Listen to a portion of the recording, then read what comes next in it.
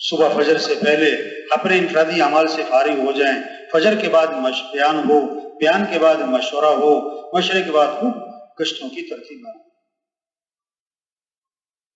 اپنے آپ کو مصروف رکھیں، فارغ نہ رہنے دیں.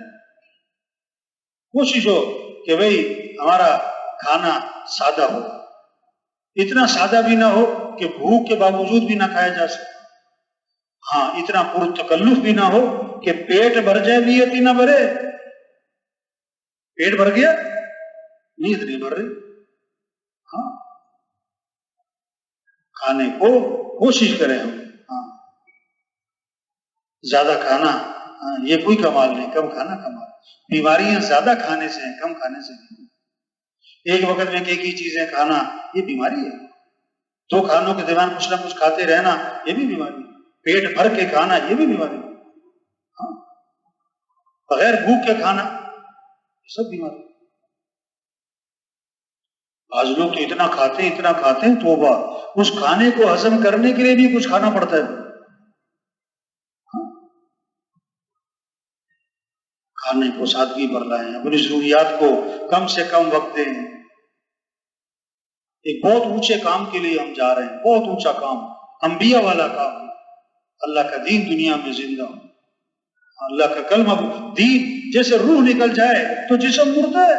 چاہے پہلوان ہو، چاہے وزیر اعظم صاحب ہو، ارب پتی کھرب پتی بڑا سا افسر، روح نکل گیا مردہ ہے بھائی. جب دین زندگی سے نکل گیا پھر مسائل ہی مسائل ہیں. ہاں پھر پریشانی ہی پریشانی ہے. سارے مسئلوں کا حل دین ہے. غریبوں کے مسئلوں کا حل دین ہے، مالداروں کے مسئلوں کا حل دین ہے، عوام کے مسئلوں کا حل دین ہے، اور حکمرانوں کے مسائل کا حل دین ہے. دین کے بغیر کوئی مسئلے حل، دین کے بغیر کوئی مسئلے حل. لوگ سمجھ رہے ہیں دین برکت کی چیز ہے. صرف مسئلے حل ہوں گے پیسوں سے، مسئلے حل ہوں گے عقل سے، ذہانت سے، چالاکی سے، ڈگریوں سے، عہدوں سے، اسلحے سے، دوائیوں سے، ڈاکٹروں سے. نہیں نہیں، مسئلوں کا حل دین ہے. ہاں برکت تو ہے ہی ہے، اجر تو ہے ہی ہے، ثواب تو ہے ہی ہے، مسئلوں کا حل بھی دین. لوگ سمجھ رہے ہیں نماز نہ پڑھنا دین سے یہ کیا ہے؟ گناہ ہے، یہ بری بات ہے. لیکن یہ نہیں سمجھ میں آ رہی کہ نماز چھوڑنے سے مصیبتیں آئیں گی. ہاں جھوٹ بولنا بری بات، اس کو تو سمجھتے ہیں جھوٹ بولنا بری بات، لیکن جھوٹ بولنے سے مصیبت آئے گی، پریشانی آئے گی. مانتا ہے رشوت نہیں لینی چاہیے، لیکن وہ اس کو نہیں مانتا کہ رشوت لوں گا تو مصیبت آئے گی. ہاں وہ تو مسئلوں کا حل سمجھ رہا ہے رشوت. ایک ہوتا ہے علم کا بگاڑ، ایک ہوتا ہے عمل کا بگاڑ. بڑا بگاڑ کون سا ہے بولو بھائی؟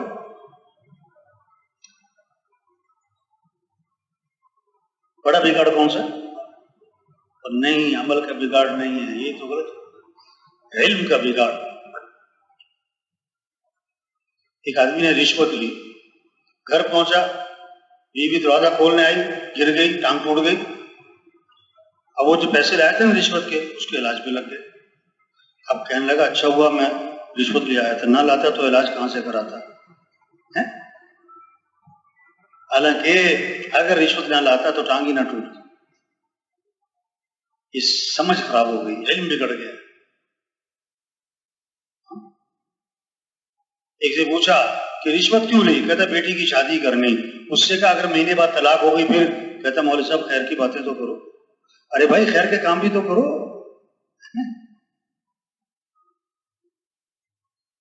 ہم جو جا رہے ہیں نا معمولی کام کے لیے نہیں، بہت اونچے کام کے.